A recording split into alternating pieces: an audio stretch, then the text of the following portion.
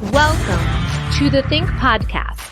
Yeah. Well, and we have to understand the Bible, and we also need to understand some of those other ideas that are out there that shape our cultural and ideological landscape. How important is it today, would you say, to learn about other religions and cults? Well, I think that it's good to have at least a basic knowledge if you're going to evangelize people, because what typically ends up happening is you hear something for the first time, you have to start learning it. And you want to learn it from a source that is not going to lead you astray in believing in what they believe. Because what happens then is you start talking to someone, oh, well, I heard that Muslims believe that you can have 70 virgins. Now, there are a lot of people think that's what Islam teaches. When you die, you get 70 virgins. Yet there's one sect of Islam that teaches that, and it's not the majority. Right? So now you go saying something, as many Americans were doing after 9/11, right, and Muslims were going, you don't understand what we're saying. Right. Right? So we need to have accuracy in what we speak. The other thing is we don't want to be deceived. There's many people who start studying the Bible, and then, Jehovah's Witnesses come to their door. Now, this was me. Fortunately, though, my dad shooed them away. I was just completely ignorant. I mean, I became a Christian at 16. Jehovah's Witnesses knocked on the door, and I'm now a Christian. And they claim to be Christian. I'm like, I want their material because I don't have anything. Yeah. I became a Christian, and there was no one else.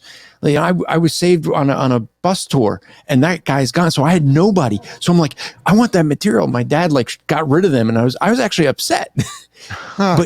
But that was actually God's protection, because in my ignorance, not knowing anything of the only thing I had was my Bible. What would I have done? I would have read that and trusted it. And in fact, that's what happened when I did get to college. I was trusting the Christians that were telling me they were Christian, and they were word of faith. And several years of me having to rethink everything I was taught, because they weren't teaching me the truth. I didn't know that. And so there's a danger of being deceived. There's also a danger of misrepresenting what our discussion partners actually believe. And if you misrepresent them, man, you might spend 10, 15 minutes refuting a point they don't even believe. And it reminds me of Proverbs 18:13. It says, if one gives an answer before he hears, it is his folly and his shame. It's like, yeah, if you spend all this time and energy refuting a point, and then the person just goes, that's all well and good, I don't believe that. Yeah. Well, you look like an idiot. Joel, let me ask you this question. If I came up to you and said, I know a lot about Christianity, I know, well, you believe in 3 gods. Okay. Are you going to be trusting anything I say after that about Christianity? No. And that's what many Christians do with other religions. They do not know any better, because they haven't studied all those documents. How many people have a copy of the Quran or the Book of Mormon, Pearl of Great Price, or the Talmud? The Talmud is not, the Talmud will take up that whole shelf behind you. It's a lot of volumes to go through all that. Yeah. And then to try to systematize that, it's not easy. And unfortunately, one of the things when people study world religions, I don't find people doing what I did. And I don't want to write books if there's something else out there. And so when I try to write it, I want it to be somewhat unique in a sense. And with this, with what do they believe, what was unique about it was, I'm giving you from their authority. I'm not quoting what a bunch of Christians say they believe. There's only a few areas where I'm not, and I footnote them, where there's a good history on Islam written by someone who is, the interesting thing, he's of a different cult. It was kind of interesting. Is that Ahmadi or? Huh? Was he an Ahmadi Muslim? Church of Christ. Oh, got it. He was a Christian. So he's in a Church of Christ kind of cult, but he has a great explanation of the history of Islam. So I got permission to include that. And that's what you end up seeing, is that you have to get from their sources and be accurate, have it in context, because just like we're going to reject them if they take what we say out of context, they're going to do that to us. Well, let me pose this question to you, because a few years back, for a couple years in a row, I was able to speak at this Muslim high school, and I went there and I actually got to teach about Christianity. The teacher was actually pretty cool. She wanted her students to hear about Christianity from an adherent. And the really fun part was after I gave my lesson, for about 45 minutes after class, she had like a free period, or it was the end of the day or whatever. And we just engaged back and forth, and she would fire objections at me. And it was mostly me on the defensive defending Christianity. And that was a lot of fun.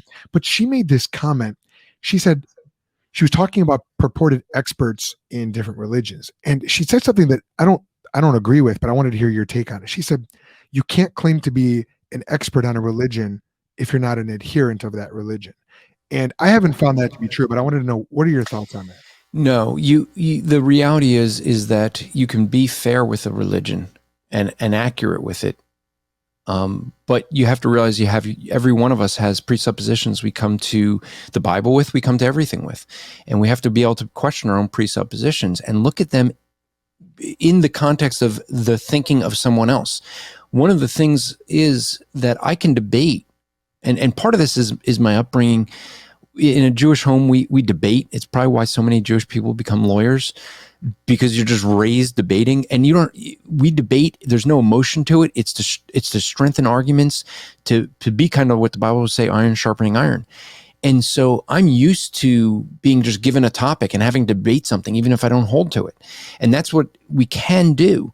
The reality, though, is there's something where this professor does have a point, that most people will misrepresent the view they don't hold to. Why?